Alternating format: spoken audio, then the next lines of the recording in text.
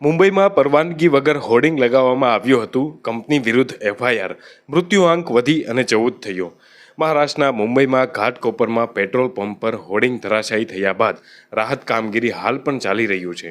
મુંબઈના ઘાટકોપરમાં હોર્ડિંગ તૂટી પડવાની ઘટનામાં મૃત્યુઆંક વધી અને 14 થઈ ગયો છે, જ્યારે 74થી વધુ લોકો ઇજાગ્રસ્ત થયા છે.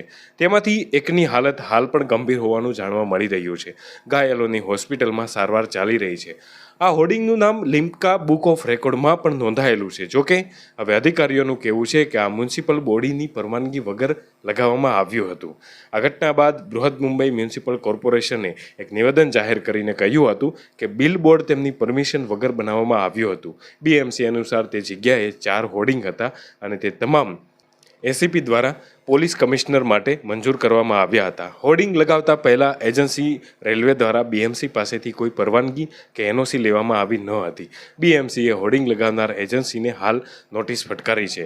નિવેદનમાં બીએમસીએ કહ્યું હતું કે 40 બાય 40 ચોરસ ફૂટના મહત્તમ કદના હોર્ડિંગને મંજૂરી આપે છે. જોકે જે ગેરકાયદેસર હોર્ડિંગ પડી ગયું છે તેનું કદ 120 બાય 120 ચોરસ ફૂટનું હતું.